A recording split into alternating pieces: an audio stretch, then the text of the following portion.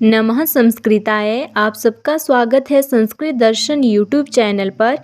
तो आज हम व्यंजन संधि यानी कि हल संधि के अंतर्गत आने वाली सभी संधियों के बारे में पढ़ेंगे। तो व्यंजन संधि के अंतर्गत आने वाली जो पहली संधि है वो है श्चुत्वा संधि। श्चुत्वा संधि करने वाला सूत्र है स्तोः श्चुनाः श्चुः, यानी कि स्तोः श्चुनाः श्चुः सूत्र बोलता है सकार और तवर्ग के स्थान पर शकार और चवर्ग का योग होने पर शकार और चवर्ग आदेश होते हैं, अर्थात सकार यानी कि स और तवर्ग यानी कि त थ द ध न के स्थान पर शकार और चवर्ग का शकार यानी कि श, चवर्ग यानी कि च छ ज झ य, इनका योग होने पर शकार और चवर्ग ही आदेश होते हैं, अर्थात जैसा योग होगा वैसा ही आदेश होगा। तो सौ के स्थान पर श आदेश होगा, त के स्थान पर च आदेश होगा, थ के स्थान पर छ आदेश होगा, द के स्थान पर ज आदेश होगा, ध के स्थान पर झ आदेश होगा, न के स्थान पर य आदेश होगा। अब हम श्चुत्वा संधि को कुछ एक उदाहरणों के माध्यम से समझेंगे। जैसे रामश्चेते, रामस धनश्चेते।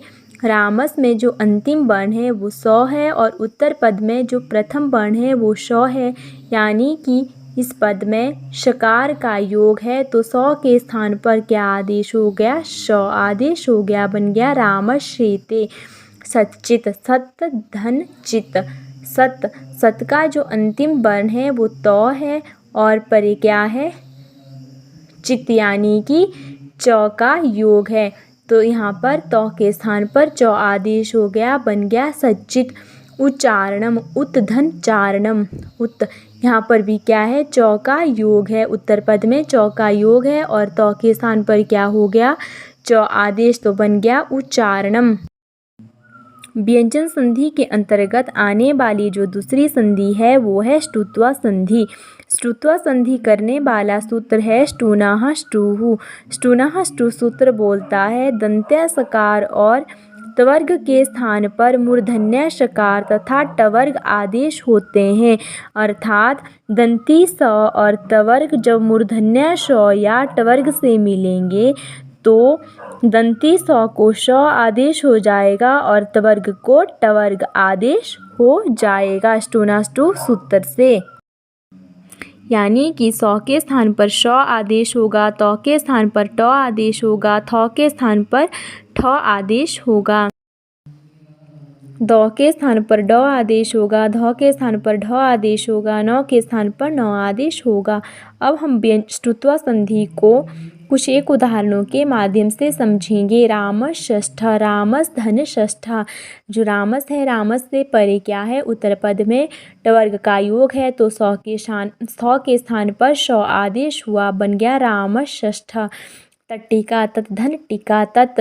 तत् से परे क्या है? उत्तर पद में टवर्ग का योग है, तो त के स्थान पर ट आदेश हो गया, बन गया तट्टिका। व्यंजन संधि के अंतर्गत आने वाली जो तीसरी संधि है वो है जश्त्वा संधि। जश्त्वा संधि करने वाला सूत्र है झलाम जशो अन्ते। झलाम जशो अन्ते सूत्र बोलता है झल के स्थान पर जश हो जाता है।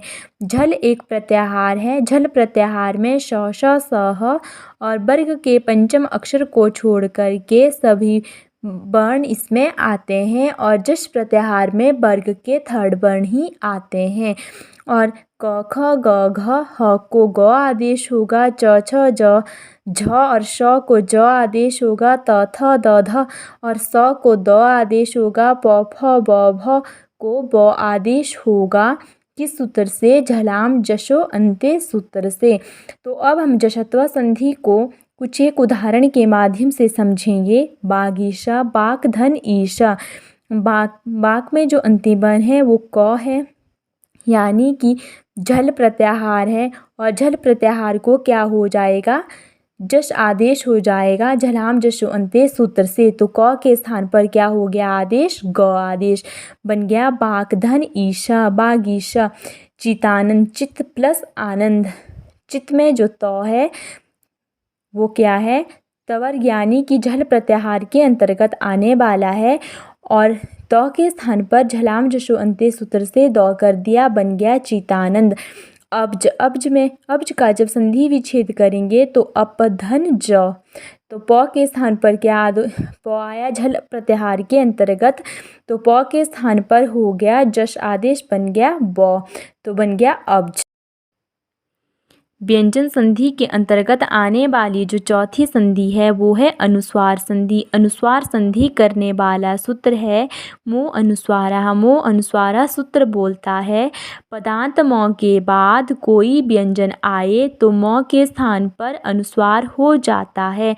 पदांत म यानी कि पद के अंत वाला म। तो अनुस्वार संधि में जो पूर्व पद है वो पद के अंत में म ही होना चाहिए, परवर्ण व्यंजन होना चाहिए, कोई स्वर नहीं आना चाहिए।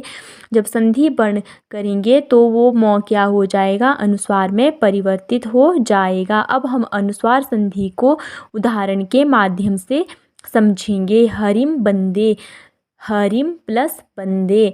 हरिम में जो अंतिम वर्ण है वो क्या है, म है, अर्थात पद के अंत में है, तो मो अनुस्वारा सूत्र से क्या हो गया, म को अनुस्वार हो गया, बन गया हरि बंदे।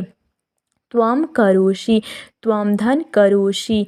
त्वम में भी क्या है, पद के अंत में म है, तो म को अनुस्वार कर दिया, बन गया त्वम करोषि। रामम भजामि, रामम में भी क्या है, पद के अंत में म है, तो इसको मो अनुस्वार सूत्र से कर दिया अनुस्वार, बन गया रामम भजामि। व्यंजन संधि के अंतर्गत आने वाली जो पांचवी संधि है वो है परस्वर्ण संधि। परस्वर्ण संधि करने वाला सूत्र है वा पदांतस्य। वा पदांतस्य सूत्र बोलता है अनुस्वार के बाद वर्ग का कोई भी अक्षर हो तो अनुस्वार को विकल्प से परस्वर्ण उसी वर्ग का पांचवा अक्षर हो जाता है। अर्थात जो पूर्व पद का जो अंतिम वर्ण है वो अनुस्वार होना चाहिए और उसी पद का पांचवा जो वर्ग है वो वा पदांतस्य सूत्र से विकल्प से हो जाएगा। अब हम परस्वर्ण संधि को उदाहरण के माध्यम से समझेंगे। तो किं खादति, तो इसमें जो जब संधि करेंगे तो किम धन खादति, इसमें जो अंतिम पूर्व पद का जो अंतिम वर्ण है वो अनुस्वार है, तो इसको वा पदांतस्य सूत्र से विकल्प से क्या हो गया, कवर्ग का पांचवा वर्ण आदेश हो गया, बन गया किं खादति। अब व्यंजन संधि के अंतर्गत आने वाली जो छठवीं संधि है वो है द्वित्वा संधि। द्वित्वा संधि करने वाला सूत्र है डमो ह्रस्वा दच्ची डमो नित्यम। तो ये सूत्र बोलता है यदि ह्रस्व स्वर के बाद ग ण न हो, बाद में भी स्वर हो तो ग ण न को द्वित्व हो जाता है। अब हम इसको उदाहरण के माध्यम से समझेंगे। प्रत्यंग आत्मा, प्रत्यंग धन आत्मा, तो इसमें क्या है, ग है, ग को क्या हो गया, द्वित्व हो गया, बन गया प्रत्यंग आत्मा। और सुगणीश, सुगन धन ईशा, इसमें न है तो न को क्या हो गया, इस सूत्र से द्वित्व हो गया, बन गया सुगण ईशा। व्यंजन संधि के अंतर्गत आने वाली जो सातवीं संधि है वो है चकार संधि। चकार संधि करने वाला सूत्र है छेच। छेच सूत्र बोलता है छकार के परे होने पर ह्रस्व को तुक का आगम हो जाता है।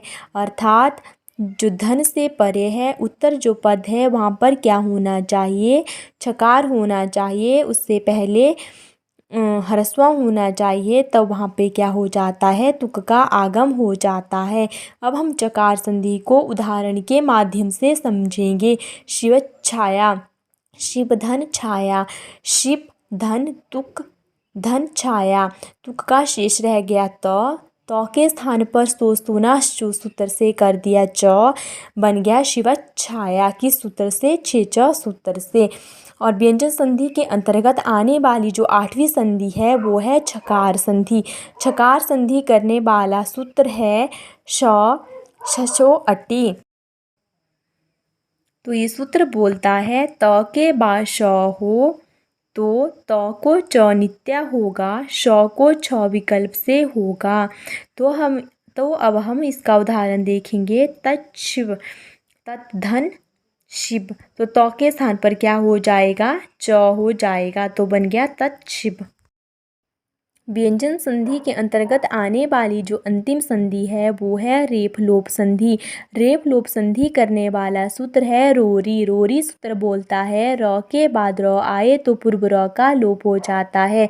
अर्थात जो पूर्व पद का अंतिम वर्ण है वो भी र आए और उत्तर पद का आदि वर्ण है वो भी र आए तो पूर्व पद का जो अंतिम वर्ण है उसका क्या हो जाता है, लोप हो जाता है रोरी सूत्र से। तो आज हमने व्यंजन संधि के अंतर्गत आने वाली सभी संधियों के बारे में पढ़ा। अगली वीडियो में हम विसर्ग संधि के अंतर्गत आने वाली संधियों के बारे में पढ़ेंगे।